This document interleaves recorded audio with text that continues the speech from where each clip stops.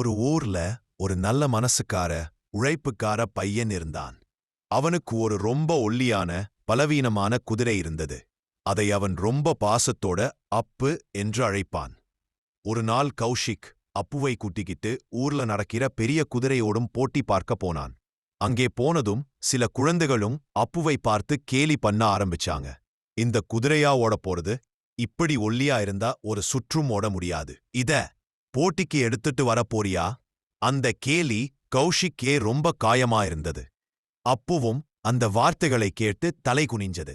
அந்த நிமிஷத்திலே கௌஷிக் ஒரு முடிவு எடுத்தான்.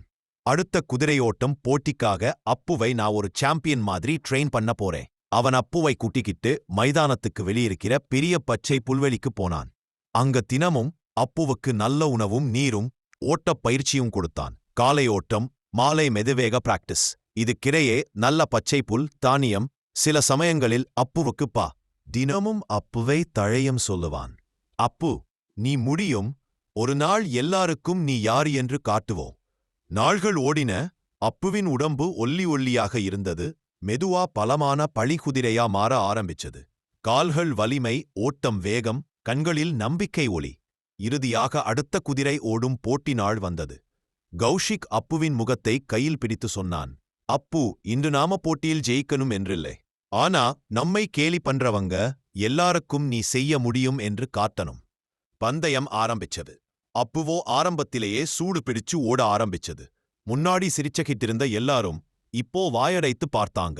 அப்பு முதல் சுற்று ரொம்பவே வேகமா, இரண்டாவது சுற்று இன்னும் கன்சிஸ்டன்ட், மூன்றாவது சுற்று மற்ற குதிரைகள் பின்னாடி போயிட்டாங்க.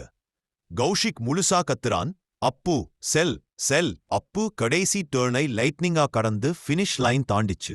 கௌஷியும் அப்புவும் போட்டியின் வெற்றியாளர்கள். போட்டியில் இருந்த எல்லாரும் கைத்தட்டினாங்க. கௌஷிக் வாழ்த்துக்கள்.